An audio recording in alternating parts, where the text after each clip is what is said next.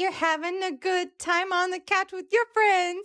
You're having a good time in the bed alone. You're having a good time watching TV.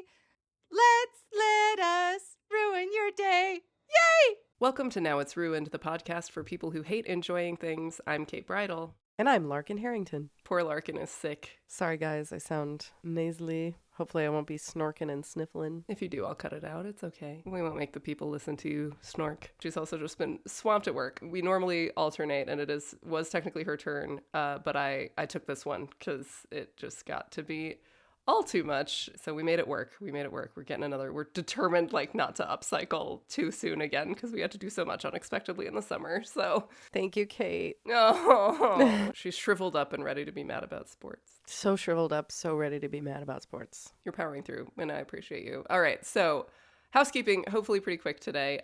Please follow us on Patreon, Instagram, and YouTube, and support us with money on Patreon if you can. We actually just made our first withdrawal from Patreon, and we used the funds to pay the fee to form an LLC. So We're officially a business, and it's thanks to you. You all are the best, and it could not come a moment too soon because now hopefully our assets will be better protected as I proceed to talk shit about the NFL. As a reminder, if you join our $5 and up tier on Patreon, you get a full bonus episode every month. We are getting our $5 and up patrons a brand new cryptid chat this month all about Nessie, which I found so fascinating. We also have several more pieces of bonus content. We have a new deranged voice notes that I'm in the process of editing for our $3 and up tier, and then for the unpaid folks, by the time this comes out, there will be something out for you that is the revelation of our new personalities that we discovered when messing around with filters on Google Meet a few weeks ago. Are they our new personalities, or are they've been there the whole time? That's a great point. I think our true personalities, our true selves. We were meant to wear aviators and mustaches, we found out. If you join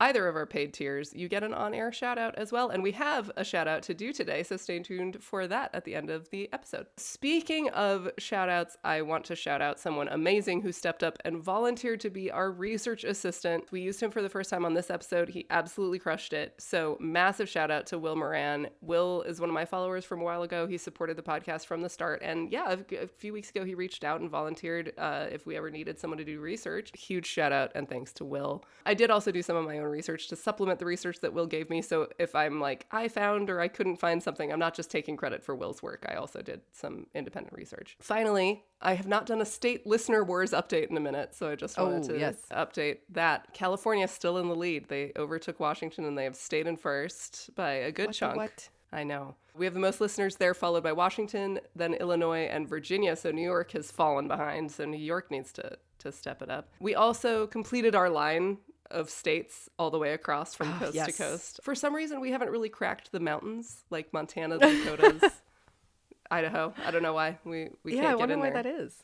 Yeah, I don't know, but keep spreading the word. Tell your friends, tell your enemies. Also, I do realize that VPNs are a thing, but generally, I think the numbers are pretty accurate in the U.S. at least. So I'm going to keep stoking the state wars. All right.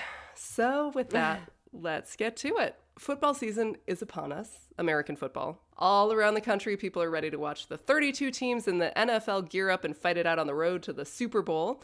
By the time this episode is out, the first few games of the season will already be done. Folks' fantasy drafts will have been completed, including mine. I am, for those who can't see me, wearing my Myles Garrett jersey, which is kind of a gesture of goodwill given how the amount of shit that I'm about to talk, but also just an acknowledgement of my own hypocrisy here. I do participate in the football watching and all of that, despite the issues that I am aware of with it. Sorry. I always thought I had Kate in my court on this, like, for the rest of our lives. I was like, no, we're gonna be together in this sport hating little pocket. It's not even a little pocket. It's a big pocket of sport hating folks. And then she deserted me. She left me. Well, they made it a contest. Right. They challenged her.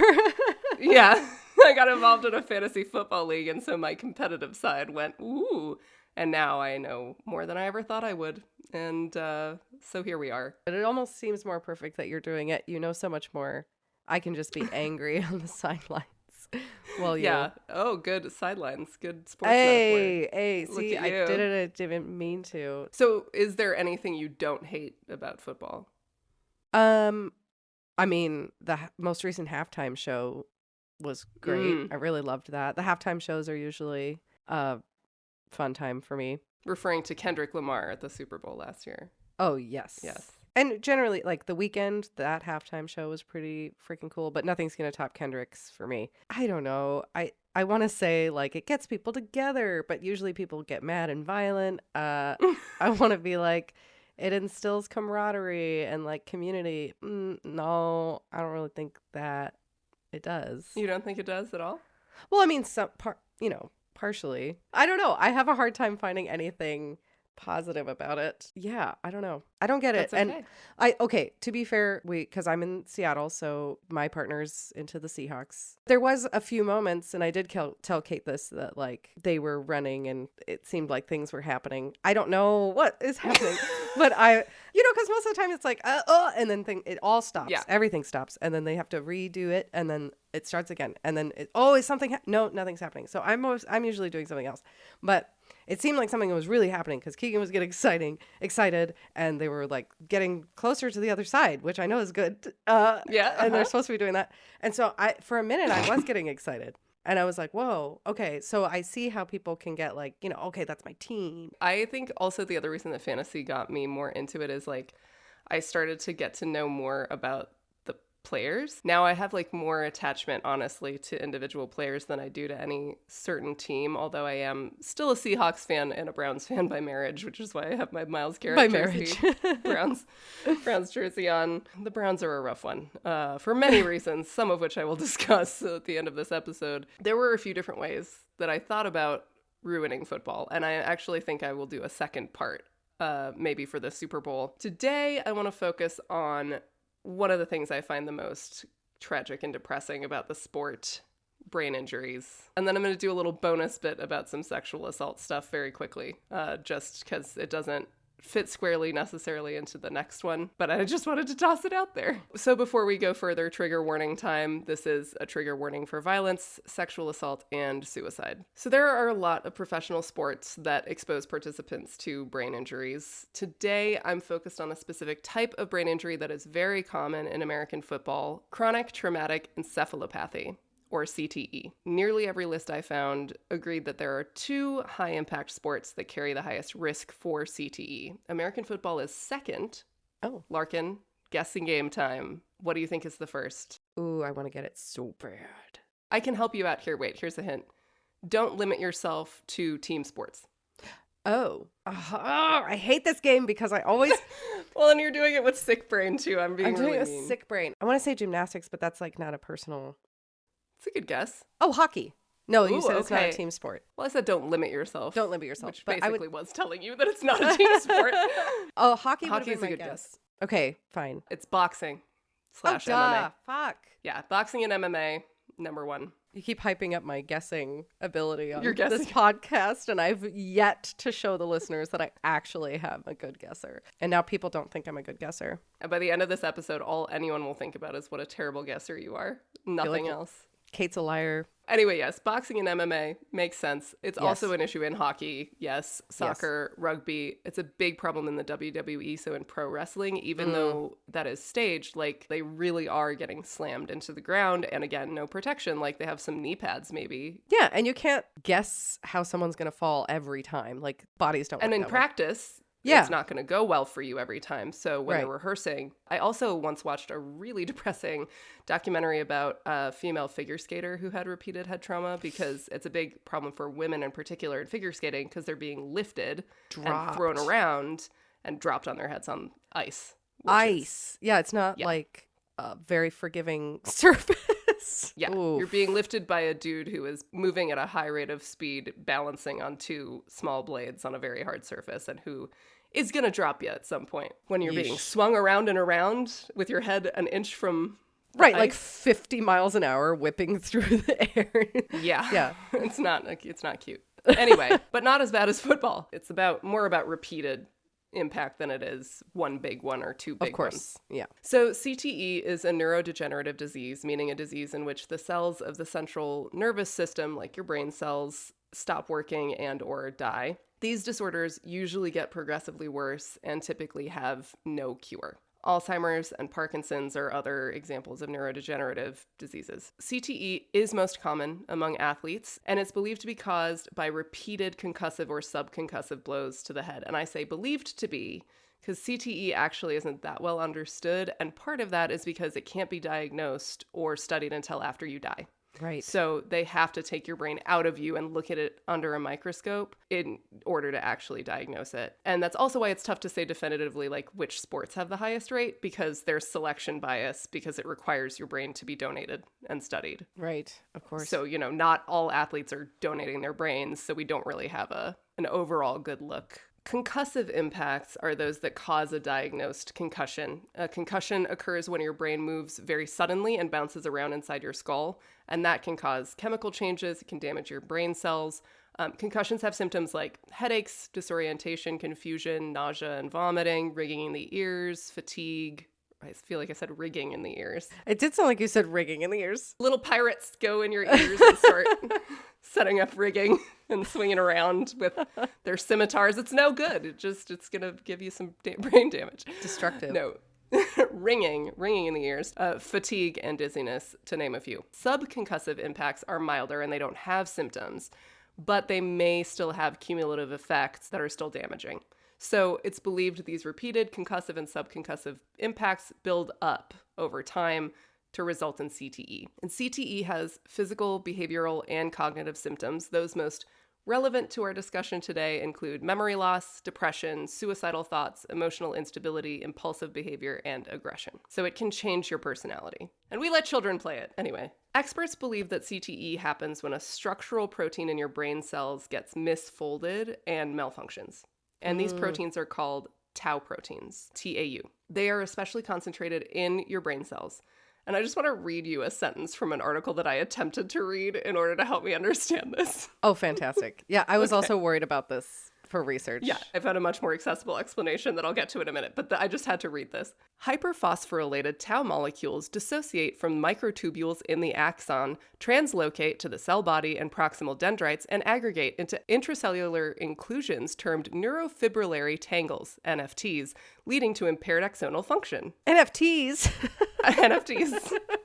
Got NFTs in our brains. You got NFTs? Yeah, that's a lot to understand. Yeah. So that was a sentence I read, and then I was like, well, I won't be continuing to read this article because I took some neuroanatomy and like neuroscience in college. I was like, I kind of understand most of those words, but not really. No, yeah, like we have a basis for understanding them, but not well enough to help me explain it to other people, certainly. And so after basically quoting Denzel Washington in Philadelphia to Google and being like, explain this to me like I'm a 2-year-old, I found a more accessible explanation from the Concussion Foundation, who seem like the right people to go to on this. So our neurons, or brain cells, are made up of 3 main parts: the cell body, the axon, and the axon terminal. So the cell body is the main part of the cell where the nucleus and all of that fun stuff is. Mm-hmm. The axon, which is the part we're mostly focused on here, is like an insulated wire that runs from the cell body out to the axon terminal, which is a little branchy piece at the end of that wire.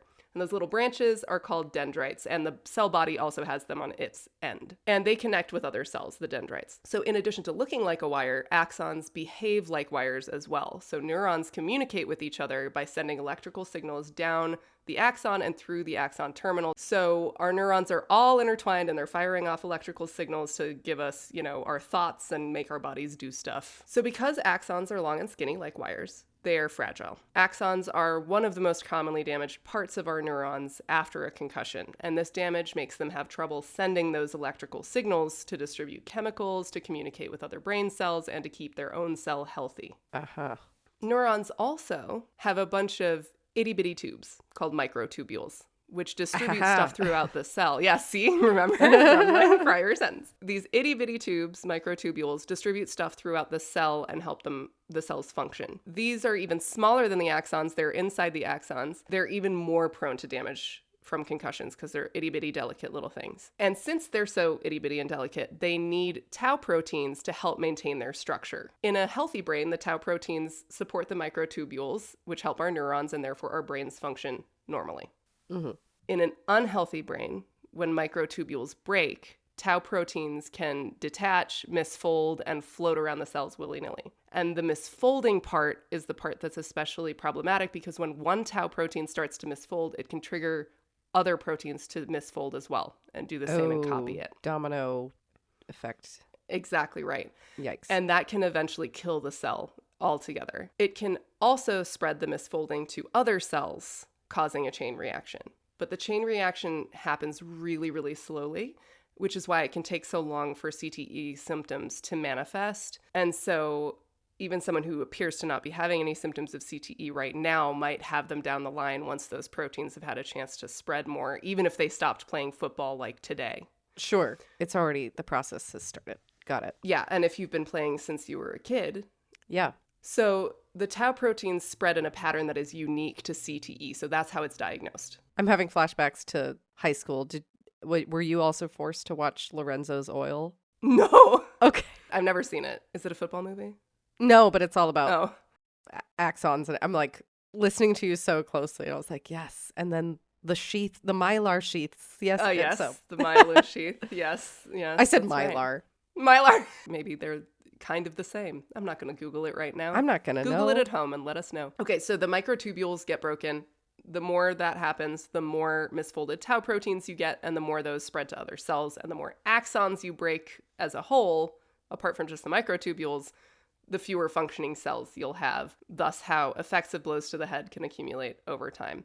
And I believe, but I do want to Google just to double check, I believe neurons cannot regenerate. I'm like 98% sure that is correct. Oh no, apparently that's been debunked now. Ooh.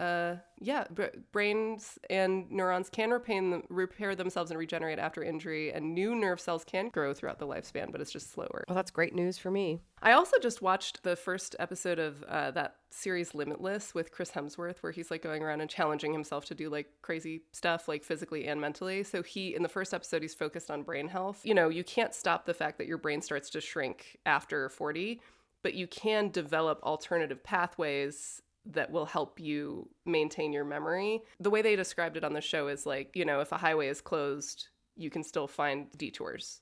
And so you have to build those detours in your brain. And one of the ways you can do that is learning new skills. So he teaches himself he doesn't teach himself. So he learns to play the drums, and then he plays the drums with Ed Sheeran at a stadium concert. Holy cow. Okay. Yeah. So it's very interesting. I recommend it. It's called Limitless. So that's your little neuroscience lesson for the day. I guess I didn't realize the domino of the domino of the domino of the domino effect that happens and how fragile those are. Yeah. So while I let our neuroscience lesson sink in, let's get a little lighter with some football history. Cool. Gridiron football, aka North American football, was started in the 1800s by college kids at elite universities, which is why it's such a stereotype in American college movies. There's always like the Ivy League football douche. College kids were playing football informally for decades, and the universities were tolerating this because it was an alternative to what our favorite people at Britannica call more destructive rowdiness.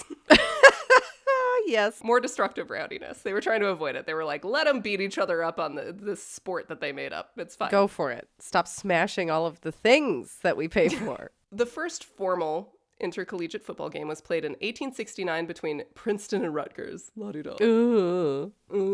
My first year that I was at Cornell, I went to the homecoming game because I can't remember if it was Cornell and Yale or Cornell and Princeton, but I was like, I have to go to this. Well, yeah.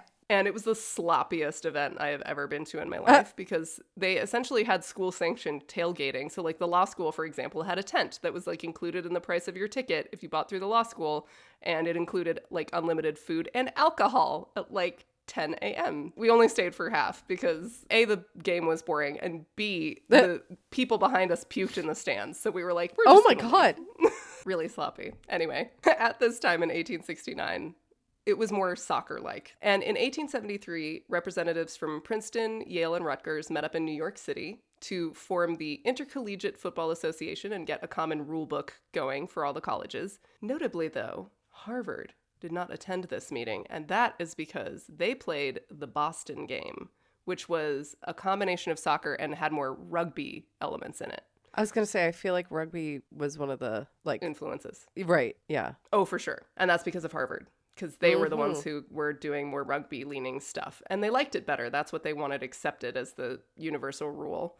And the next year, Harvard demonstrated the Boston game in a match against Yale, and everybody liked it better, as it turned out. And so they wound up adapting the rules to integrate more rugby stuff. But then Harvard started breaking more of the rugby rules as well and kind of making up their own. And so football started to transform more into what we recognize it as today. Another big contributor to this change was Walter Camp. He dominated the rules committee for college football for 3 decades, and he invented a couple of rules that define gridiron football. One change he made was scrimmage versus scrummage, which is just my favorite thing I've ever gotten to say on the podcast. Sounds filthy. So scrummage is what they do in rugby. The dudes all lock together at the beginning of a play, and they explore each other's bodies while Just they like both the Greeks. just like the Greeks, hands on strong backs. They all lock in together and they just like push at each other to fight for possession of the ball. Scrimmage means one team just gets the ball at the beginning of a play. It's just agreed upon. So like it's Princeton's turn. They get the ball at the 45-yard line, the line of scrimmage, and they get to do their thing. The 45-yard line, for anyone who doesn't know about football, is not always the line of scrimmage. It's just wherever the ball starts is the line of scrimmage. That's going to be gone in 5 seconds. I'm not going to know what the hell. That's okay. But the thing was, with scrimmage versus scrummage, there was no real means of turning over possession of the ball apart from scoring or fumbling the ball. You're not competing for it every turn. So one team could just hold the ball for a really long time. And that is exactly what happened. So Princeton had 2 games against Harvard 2 years in a row. Princeton held the ball for the whole first half, both times. Oh. Both games ended in scoreless ties, and everyone was understandably bored as fuck watching. So they were like, right. This ain't gonna work. So to fix this, Camp introduced the concept of downs. So now teams had 3 chances, or 3 downs, to advance the ball 5 yards or more, or they had to turn it over. So if you can't move the ball forward at least 5 yards in 3 tries, you have to give it to the other team. That has since increased to 4 downs and 10 yards. So now these days you have 4 tries to move it 10 yards. Camp also established that there would be 11 players on each side. He defined the scoring system. By age 33, he was already being referred to as the father of American football, which is apt because he really did create the game as we know it now. If we think football is a violent game now, it is nothing compared to how it was in the 1800s. They had no protective gear, and in 1894, a rule had to be introduced that prevented players from putting metal plates or protruding nails in their shoes. Yikes. Mm-hmm. Death Yes, death is on actually, the table. Yes, between 1890 and 1905, so a 15-year period, 45 football players died. Oh my God. 18 of them were in the 1905 season alone. Okay, well that's just... Yeah, 45 people in 15 years. Good God. It's not that important, you guys. No, it's not. Someone was going to pay attention. That someone was President Teddy Roosevelt. And he said, listen, college coaches, you got to get together and create some safety rules. Figure this out. Besides just saying you can't have nails sticking out of your shoes, we need some more robust stuff. One of these rules was that now the play would stop when the ball carrier was down. So I guess before, if the ball carrier went down, everybody just kept fighting for the ball while a guy was on the ground. Super dangerous, very unsafe, with nails in their shoes. With nails in their shoes and claws and brass knuckles. Who knows? So more rules and protections were introduced over the years, including protective headgear that started with leather helmets and then eventually progressed to harder helmets. But actually, the harder helmets initially were a bigger safety concern because, of course, the dudes just started using them to ram into each other as hard as possible. Bash each other in the face. Yeah. Yeah. It's like wrangling 2-year-olds. No. Boys. You can't stab your friend with rusty nails.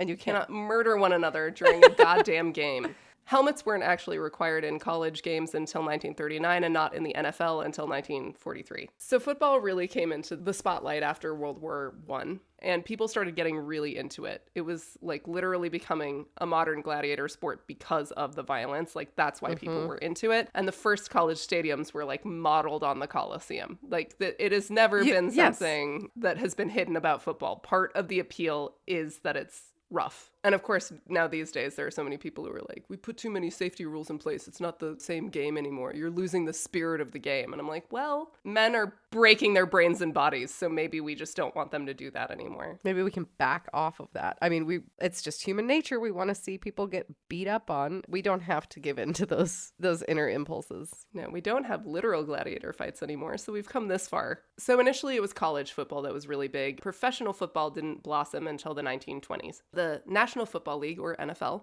was founded in Canton, Ohio in 1920. The NFL's first president was Jim Thorpe, who was an indigenous American man of the Sac and Fox Nation, and incidentally, also total hunk. I'm going to send you a picture of Jim Thorpe.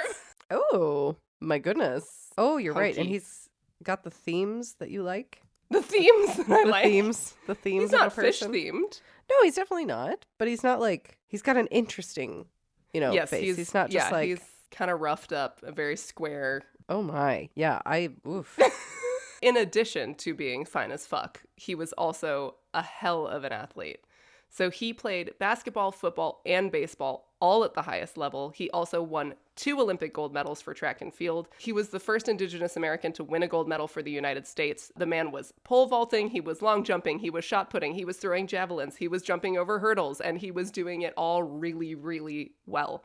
He is unsurprisingly considered one of the greatest athletes of the 20th century. Why not all time? I don't know, but there he is. What the? Jim Thorpe. With what time are you? Is he an otherworldly being? Oh my Very God. possibly. They actually stripped him of his gold medals in 1913 because he'd played 2 seasons of summertime semi-pro baseball, which I guess was an issue. But it was also complete bullshit because other athletes had done the same thing and not been stripped of their medals. So, but they did eventually restore them, but not until after he died in poverty in 1953. And I'm not going to go further into him right now because he's definitely worth a bonus episode, which I will do happily. Jeez. And I'm all mad again. So Stone Cold Fox, Jim Thorpe, led the NFL for its first year from 1920 to 1921. And it only started with 14 teams, 2 of which still exist today. The Cardinals, who are now Arizona's team, and the Bears, who play for Chicago. Da Bears. The Bears. So over the years, the league fluctuated with how many teams were in it. It went up, it went down. But it was still regarded, interestingly, as like a rough and tumble, like working man sport, which is interesting given its origins in elite universities. Seemed more brutish probably at the time. Yeah. But we understood the rules of baseball. It was clean. Everybody had their white pants and they were good. No one's hitting each other. No one's hitting each other and they're good boys. I can see it. I get it. Yeah. People liked college football better also just because it had compelling rivalries between universities. So professional football was really only popular in the cities that the teams happened to be from. But all that changed with the introduction in the 1950s of an incredible new invention, the television. Oh, no. So now people all over could watch the sport and root for their favorite teams, and it transformed football into the national spectacle that we know today. I'm going to briefly touch on the history of race in football. I'm doing it briefly because this is what I want to be the main topic of our next episode about football, maybe around Super Bowl time. So superficial overview, but I don't want to gloss over it. So through the end of World War II, Black athletes were largely kept out of football at all levels. They had their own league that was, of course, totally underfunded. Despite this, they had All-American football stars. They had really great rivalries, and they were covered very thoroughly by Black news outlets, but they just weren't covered much beyond that. The NFL was actually integrated from the beginning, but between 1934 and 1945, it was kept all white via a quote-unquote gentleman's agreement that was instigated by a guy named George Preston. And it's unsurprising that he was the instigator because he was the owner of the Redskins, who only changed their incredibly racist name in 2020 and are now the Washington Commanders.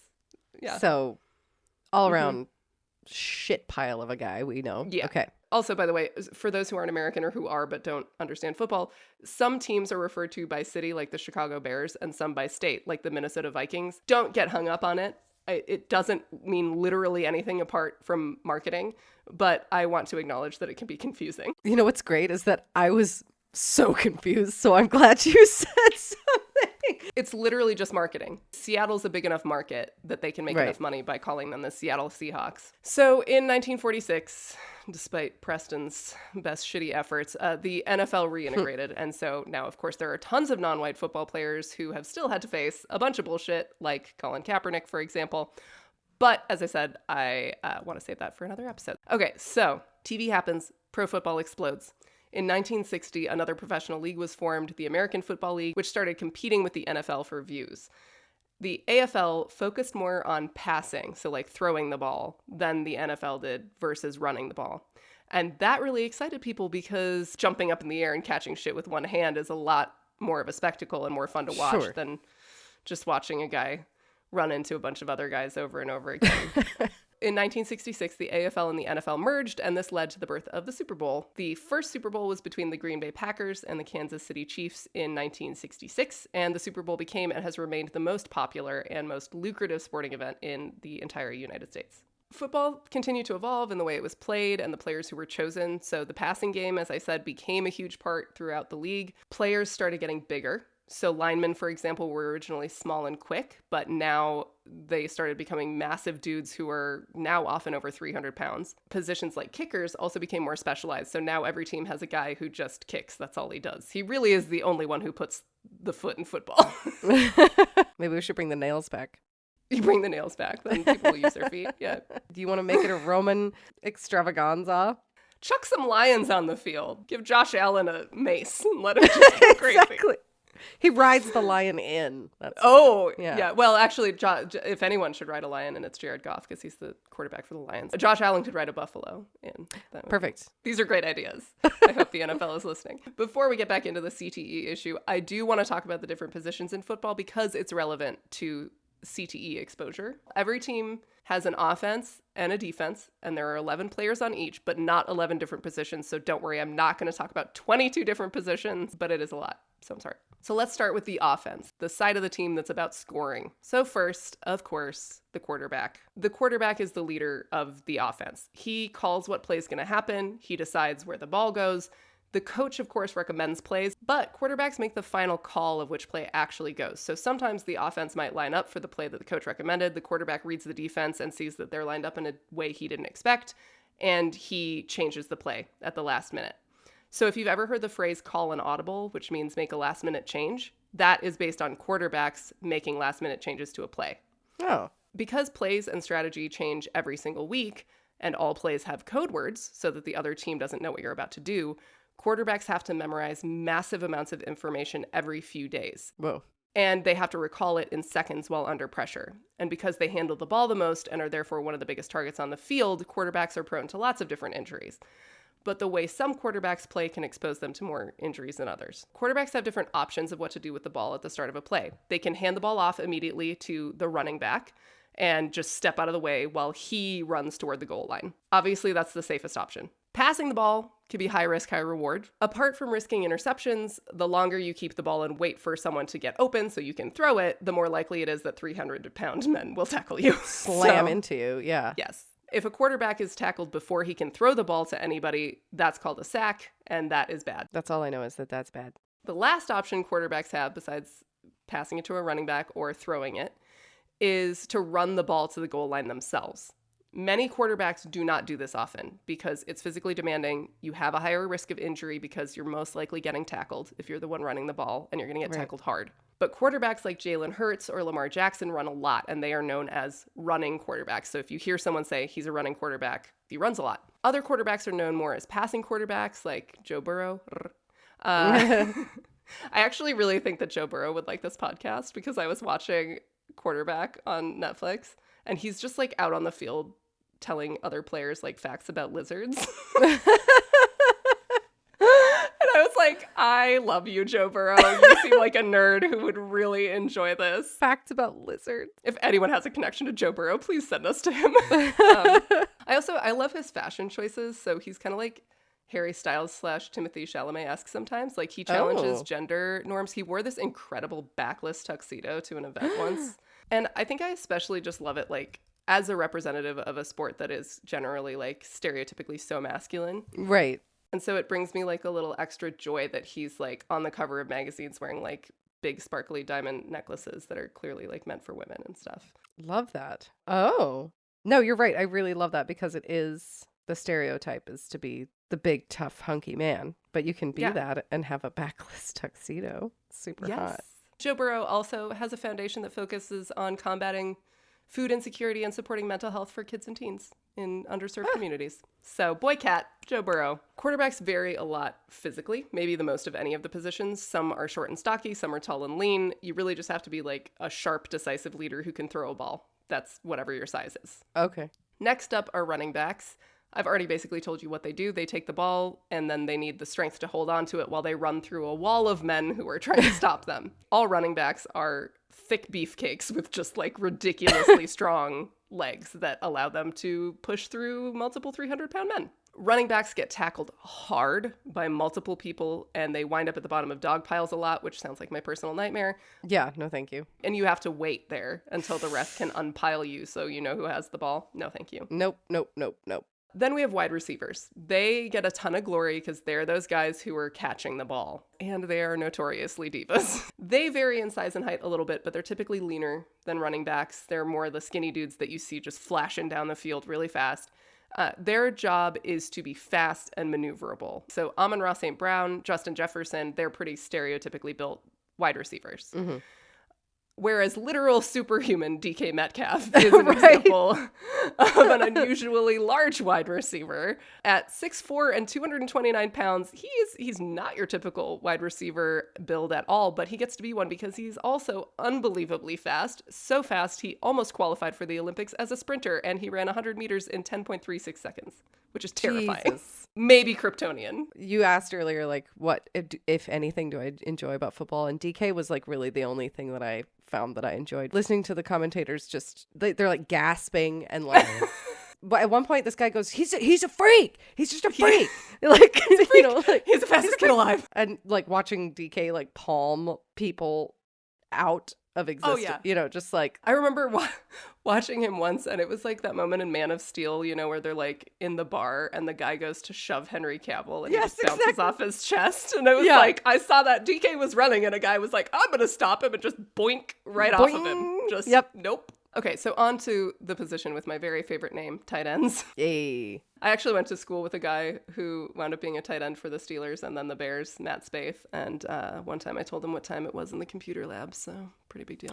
So like wide receivers, tight ends catch the ball, but they're also responsible for blocking more than wide receivers are, so they're usually bigger than wide receivers. DK really is built more like a tight end than he is a wide receiver. I'll say. They're the tightest of ends. But the true. Yeah. Gonna be a lot of objectification of men in this episode. Good. They put him in those pants, man. What are we supposed to do? And we have to have something. I mean, I say the rhetorical we as in me, people like me. I think you actually know what's happening in the game. I could literally be doing anything else right now. But then he's on screen and I will like look up from take note of DK. Yeah, Keegan would be like, he's running. And he wouldn't have to say like who. DK Metcalf is the only thing that can make Larkin watch football. He should be on every team. Yeah, so tight ends are typically like tall, broad-shouldered dudes who still have to be fairly fast. So probably the most famous tight end is future Mr. Taylor Swift, Travis Kelce. He and Rob Gronkowski, are very prototypical tight ends. We're still on the offense. Bear with me. Then there are the offensive linemen. These guys don't typically handle the ball much. They're there to block the other team's defense and protect the offensive players. So there are 3 positions of offensive linemen: centers, offensive guards, and offensive tackles. Centers snap or pass the ball at the start of the play and then block. Offensive guards' main job is to protect the quarterback, and they have to be big, strong, and fast. Offensive tackles protect the quarterback and the running backs, and then also sometimes catch. So they don't need to be huge, just strong and fast. So as a group, offensive linemen are bashing into the other team's defense hard at the start of plays, especially centers and guards. All right, on to defense. First, let's go over the defensive linemen, since we just covered the offensive linemen. Defensive linemen, there are 3 positions as well: defensive ends, defensive tackles, and nose tackles. So defensive ends are the dudes on either end of the defensive line at the start of a play. So they're on the far right and the far left. They are all about sacks, baby. They gotta get that sack. They want that sack. Like no one's business. Their main job is to get to the quarterback and either rush him so he panics and makes a bad throw, or sack him so he can't throw the ball at all. All defensive players can try and get to the quarterback and shut them down, but defensive ends, it's really their main focus. They also have to block running backs, which means they have to be strong and fast. My boo, Myles Garrett, whose jersey I am currently wearing, is pretty much universally acknowledged as the best defensive end in the NFL right now. He is 6'4" and 272 pounds of pure muscle, if you want to get an intimate view of the build of a defensive end, I highly recommend you go check out his Sports Illustrated body issue photo shoot, because Ooh. it is something else. And then maybe, find some time to be alone with yourself. So he is very, very hot. But the reason that I love him so much actually is because he's also really smart and nerdy. He plays D&D. He loves Halloween. He goes all out every year. I think he would also like this podcast. He's learning Japanese, and he's really into dinosaurs, I just found out, which just makes me love him so much more. He's also the captain of the NFL Water Boys organization, which helps get clean drinking water to communities in the US and beyond, like East Africa and stuff. So boy cat for Myles Garrett. Anyway, that's defensive ends. Defensive tackles are the big dudes who have to block running backs, and they also have to manage double blocks where two people are blocking them at the same time. And as you can imagine, size and strength are going to be the main priority for defensive tackles, but even they are not usually as big as nose tackles. Nose tackles are the guys smack in the middle of the defensive line, and they aren't in every play, but when they are, apparently it is the craziest position you can play in football, because you are the first line of defense, you are in the middle, which means you're getting tackled from multiple sides, basically all sides at once. They are incredibly huge. For example, Dexter Lawrence, aka Sexy Dexy, apparently, is a nose tackle for the New York Giants. He is 6'4" and 342 pounds. Whoa. All right, next are linebackers. There are outside and inside linebackers. Their roles are a little bit different, so they have different builds. So outside linebackers tend to be taller and leaner because their job is to force running backs into the center of the field and also try to get to the quarterback, kind of like a defensive end. Inside linebackers are more to the center of the field, and their job is to bash into running backs at high speed to try and stop them. My favorite name of any linebacker ever, outside or inside, is Dick Butkus. Yeah, that's right. Finally, there are cornerbacks and safeties. Cornerbacks and free safeties tend to be smaller and more agile because they're covering the wide receivers. So they need to match the speed and agility of guys like Justin Jefferson. Cornerbacks also have to tackle running backs, so they tend to be a little bigger. Strong safeties, as their name implies, have to be strong. They are often the last line of defense, and they have to tackle sprinting running backs. So when a running back gets through that initial line of defense and he is now top speed, blaring for the end zone, that is where a strong safety comes in and tries to take him down. So Derrick Henry is coming at you like a fucking tank at over 20 miles per hour, which he runs fairly regularly, by the way, and you're the dude who has to take him down. So yeah, good luck. Okay, so those are all the positions. Hopefully that wasn't too boring for anyone. I hate to make you guess again, and you don't have to remember the names of all of the positions. I will help you with that. But do you have any guesses about who might be the most vulnerable to CTE? My gut instinct is a nose tackle. And QBs too, quarterbacks, but they don't get hit as often. Actually, the running back, I think, because if they're going to get hit and fall more often. Those are good guesses. And nose tackle, definitely on the money. Running back is one of the more exposed, but it's linemen overall, especially offensive linemen. So if you recall, linemen are the ones who are doing all the blocking and tackling. Yeah. So they're the ones lining up opposite each other, and every single play, they just hit each other. Smacking into each other. Running backs and tight ends also don't tend to have a great time. They're the next up because they block as well, and they tend to get tackled very hard a lot. Linemen tend to get the most impacts on the front of the helmet, though, because, again, they're smashing into each other like 300-pound battering rams play after play after play in game after game after game. And what do we remember about CTE? It's just that domino. Yeah, those impacts stack.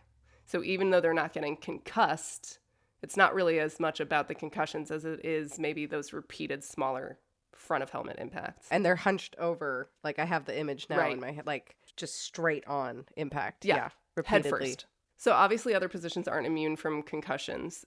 Regardless of what position you play, football is a high impact sport.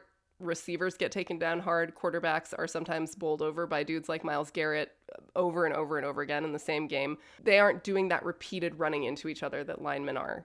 So they're not typically getting all those small impacts over and over again. They might get some big ones, but they're not getting the repeated little ones. Boston University is the primary location where CTE in athletes is studied. They have a brain bank where athletes and their families can donate brains to have them diagnosed with CTE. Of the 376 former NFL players that they have studied, 345 of them were found to have CTE. That's 91.7%. I mean, I would like to be shocked, but I mean, Yeah. And this doesn't mean that 91.7% of NFL players have CTE because Of there's course, selection yeah. bias. It's only possible to study when someone donates their brain, and people Yeah. might be more likely to donate if they're showing symptoms. But it's not great. No. It's skewed, but it's not awesome. One tragic example of a player wanting to donate his brain is Dave Duerson.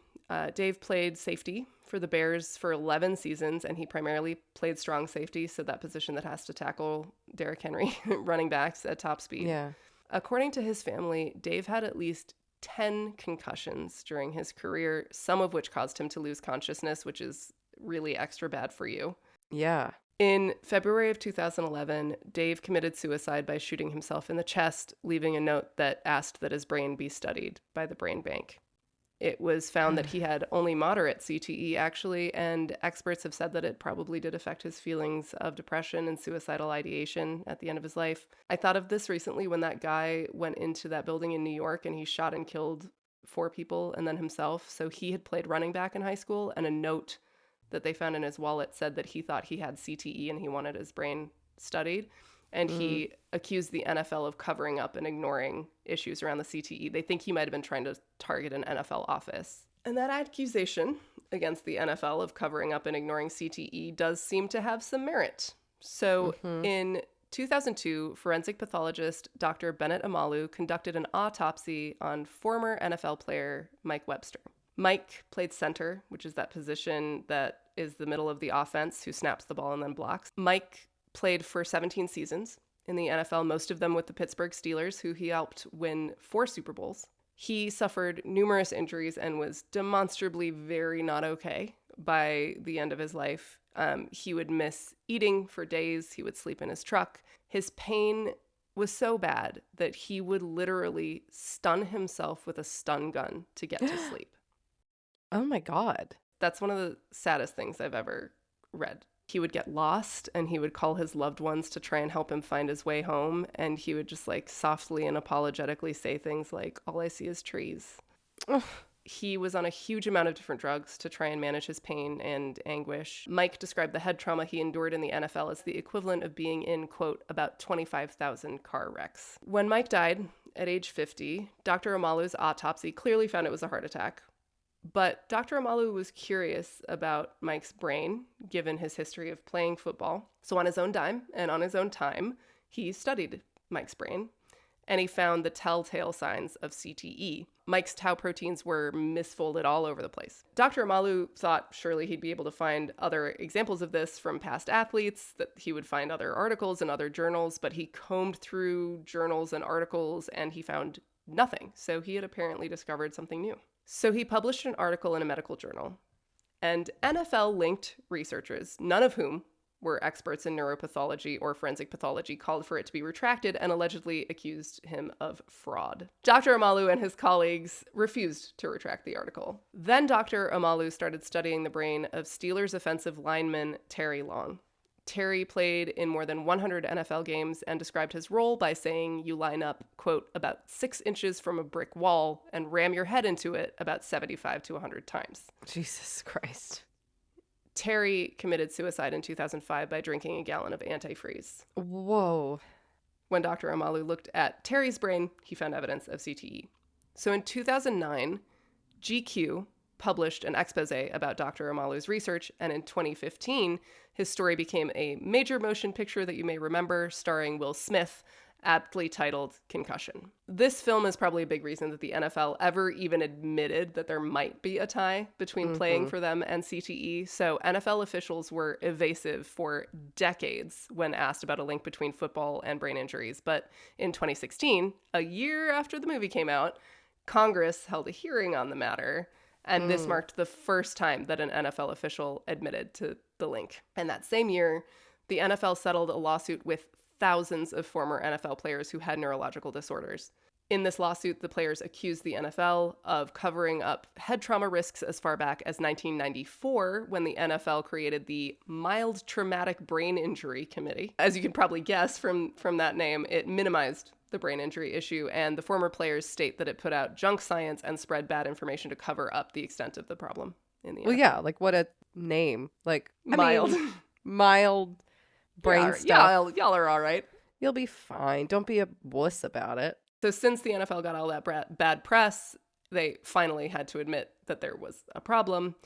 And since they did that, they have made some changes. They revised their concussion protocol to be more rigorous before players can return to games, and they review that checklist for what's required every single year. In 2016, NFL Commissioner Roger Goodell, who is a real piece of work, by the way, issued a new rule that said players couldn't return to a game after concussion protocol until they're fully asymptomatic and have undergone several examinations, including one by an independent neurological consultant, so someone who does not work for the NFL. This replaced the old rule that only removed a player from the game if they were rendered unconscious. Right, of course.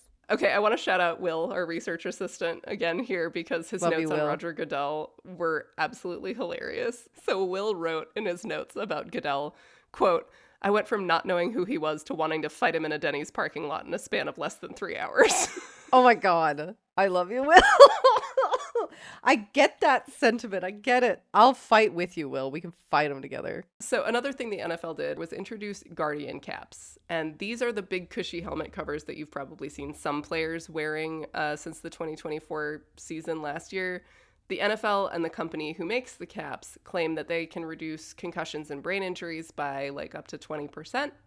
But other studies have found the impact to be maybe not that high, especially for certain types of helmet impact. So more independent studies need to be done, but something's better than nothing. But they've never mandated Guardian caps during the regular season, and many players don't want to wear them because they're bulky and ugly. And they are ugly. They look like you're soundproofing your head. And these guys want to look cool. That's the thing, too. They're like, they're celebrities. They don't want to look like idiots. Yeah, of course they want to look cool and feel cool while they're playing their sport. But you know what's cool? Not having your entire personality changed to the point where you want to shoot yourself in the chest. Among those players who have refused to wear Guardian caps is Miami Dolphins quarterback Tua Tagovailoa, who I'm pretty sure is going to force us to just watch him die on a football field one of these days.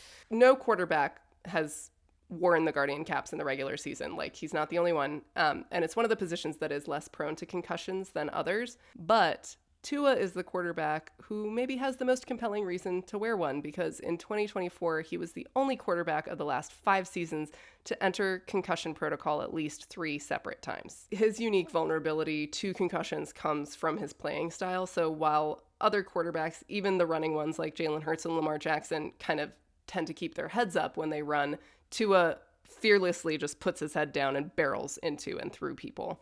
Ooh. But he has refused to wear a Guardian cap, saying, it's his personal choice, which is true. Yeah. Just thinking about CTE and specifically the quarterback position, I'm like, if anyone should want to protect his brain. Yeah. Like I said, like memory loss is a symptom of CTE, and quarterbacks have a ton of memorizing to do all of the time. It's this hugely strategic position that requires a ton of planning and quick thinking and all of these other things that are impaired by CTE. That's just one of the biggest hangups for me about the sport, is like these men constantly putting their health and their brains and their bodies on the line all the time just for a sport that makes so much money. That's basically all it is. It's just like, to me, is what I see, is like a money grubbing distraction. And I mean, they make so much money. Yeah. Like and in order to keep that livelihood and those millions of dollars, you kind of have to put yourself on the line. And then it just, to me, seems like this, like, look over here, look at your, favorite celebrity bash his brains in on a field while you give us money and don't look at everything that's happening overseas. Don't pay attention to the TV other than this. Like, to me, it's just a big, like, it's the gladiator, like, don't pay attention to the rest of the world. That's how it's always felt to me. You feel like it's an intentional distraction from like bigger real world stuff that's going on. That's always been my feeling and my biggest I think we need rejection. Distractions. I would defend it by saying we need that. Like, we can't all live in the darkness all the time, despite this podcast and its themes. No. And I agree with that. It's just, to me, always felt like that was one of its main goals. I'm not saying that people should not be distracted and have fun and go see sports and stuff like that. But football, to me, has always felt like the big one. I get that. I don't know. I'm of two minds about it in that it's like, it's not really the NFL's job to do anything but make you pay attention to football. It's more, like that's on our politicians and our, other people. Like the Oh, NFL's yeah. job is to make Make football money. as fun as possible. Yeah. And make money. But like they have a platform and they've had opportunities to direct our attention to real world issues like racism, for example, which they dragged their feet about forever. And now, of course, they're all like, let's put stop racism on the end of our fields. They Right. did that a few years ago after George Floyd, like everybody. But we're still not hiring Colin Kaepernick, by the way, for kneeling peacefully during the anthem. That's all stuff that I want to get into in the next episode more. But like, yes, I think that that apart from just being a welcome distraction, that they are very loath to use that platform for anything meaningful. Yeah. I never really thought about it in that. I think about so many other horrible things about Yeah. the sport and the NFL that's not one that ever really like jumped out at me. But I see what you're saying. That's been my main struggle with it. And like your comparison to the gladiator, it's like, emperors, like just throw some big games and they'll forget the fact that, and They'll throw forget. some bread into the crowd and they'll forget that we're doing all this other stuff. Okay, so originally I was going to end this episode with a discussion of the many crimes that have been committed by NFL players and potential links to CTE, but actually, studies have shown that NFL players do not usually have higher rates of violent crime than the general population. I'm going to talk about one violent crime where the player was later found to have CTE, and then some sexual assault stuff that, as I said, I'm not saying it's linked to CTE at all. It's just a little bonus ruin. In 2013, Aaron Hernandez was arrested and charged with the murder of his friend Odin Lloyd. And at the time, Aaron was an active tight end for the New England Patriots, but they dropped him within hours of hearing about the charges. After his arrest, he was charged with 2 previous murders in connection with a drive-by shooting that happened when he was in college. And he wound up being convicted of Odin Lloyd's murder in 2015, but acquitted of those other 2. And just days after his acquittal, he was found hanging in his cell from a bedsheet, dead by apparent suicide. An examination of his brain after his death revealed that he had a severe case of CTE, and since it was so severe, we can assume it had been happening for years because, remember, it advances very slowly. And he was only 27 when he died. So Jesus. if he was getting in trouble in college, maybe he was already being affected by CTE. So murder is obviously a very easy crime to draw a line on, so it's not really that impressive that the Pats dropped him. It's actually a little fucked up because it was when he was arrested, not when he was found guilty, so that shows they were assuming that he was guilty, or they were just like, too much heat, we can't do that. Whereas Ben Roethlisberger was twice accused of rape, and the NFL and his team, the Pittsburgh Steelers, barely batted an eye. He was never arrested, though, which does seem to be a trigger for a lot of consequences. After the second allegation, he got a 6-game suspension, which was later reduced to a 4-game suspension, which is the same penalty that Tom Brady got for Deflategate, where he was letting the air out of footballs. So, same thing. Yeah. It's also the penalty for players who are caught smoking weed. I was going to go into the whole thing about Ben Roethlisberger, but it just got way too long and kind of felt off topic, given that I don't think there's necessarily a compelling link between that behavior and CTE. But I do just want to briefly go into it. So first, he settled a civil suit where it was alleged that he raped a hotel worker in his room in Lake Tahoe. The hotel worker claimed she was then threatened that she would lose her job if she tried to tarnish Big Ben's reputation, and was allegedly told that he gets to have any girl he wants. So just shut up about it. Ben Roethlisberger then had criminal charges brought against him for allegedly raping a 20-year-old in the bathroom of a club in Georgia. Those charges were dropped, but the circumstances were kind of bullshit because the cop investigating it loved Ben Roethlisberger. They have a picture taken together that night in the club, smiling together, and called the victim a lying bitch. So that feeling was confident that was investigated properly. Wow. Okay. And Ben Roethlisberger retired in glory, and his jersey was unofficially retired by the Steelers in his honor. Someone else that can meet me outside of fucking Denny's. Yeah. I'll die. Big, so look out. I'll die. Yeah, I'll you will die. Will, you're there as a witness to my death. So those were both just, like he settled the civil suit. He was never arrested on the criminal charge, but they happened really close together. There was also a guy in Georgia who was like part of the youth volunteer program with the police there, and he said he had heard about a different incident with Ben Roethlisberger and a sister of one of his friends, but she didn't want to talk about it. So the criminal charges were dropped. I read two different things. One thing I read was that the victim was like, I don't want to go any further with this, which is understandable because she was probably getting a ton of hate. The other I saw was like, the prosecutors said just there wasn't enough evidence because, no one bothered to really collect any because the one guy who was in charge of it just was like, no, I'm sure she was just lying and she's They're drunk. too busy getting autographs. She's drunk on the shots that he was insisting she and her friends take over and over again throughout the night at this club, by the way. Multiple witnesses to And that you said one. she was 20? 20. So that's underage for drinking here in this country, yeah.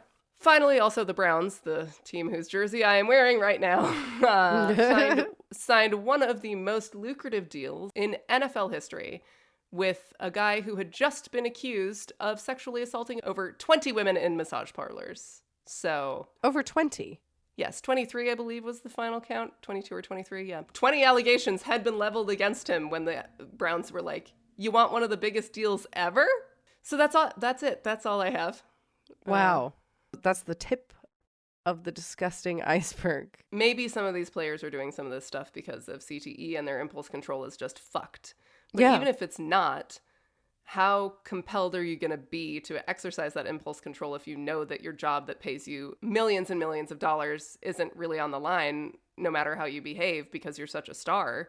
I mean, There's that doesn't... no accountability for anyone whatsoever. Whip it out in front of 20 women in massage parlors. We'll still give you millions at $240 million, I believe was the number. Jesus. And even if, and that's the thing is that's a contract. Like, Yeah. he's signed that. And so I know now that's they part of still the have to pay him that amount of money. They have to. That's another part of the argument that is like, I know people say, well, CTE, bummer, they're paid this much amount of money to do that, right? Like, Which is so toxic, yeah. It's like, so toxic. obviously for some, if not all players, that's a factor. Like, I just signed this lucrative contract. I got to push through this injury, right? Mm-hmm. I'm being paid all this money. And even though the contract is signed and I get paid regardless, they don't want to feel like they're not pulling their weight. They don't want to feel like they're not showing that they're worth that amount of money. And so, of course, they're going to push themselves. Well, anyway, that's football. That's brain injuries. Hopefully you learned something. I definitely did. It doesn't take much to ruin football for me or sports in general, but you really did just like double down, and I appreciate you for that. Oh, yeah, you're welcome. Be ready to be so much more mad as the football season commences and continues. Yeah. Let the rage bubble up. Let it take you. That's what we're here for. Let the rage take you. Let it take you to a Denny's somewhere. Where you fight Roger Goodell in the parking lot. Yeah. Okay, so we have our shout out. New paid patron. Yay! Thank you so much to Cucumber of Doom. No Yes. idea. I love that name so much and love you. Such a good handle. We love it. They joined our hammocks tier. We love you and your phallically sinister name. Phallically sinister is amazing. Whoever you are, Cucumber of Doom, feel free to identify yourselves to us via some means. I would love to know who you are. Thank you so much. And thank you, Will.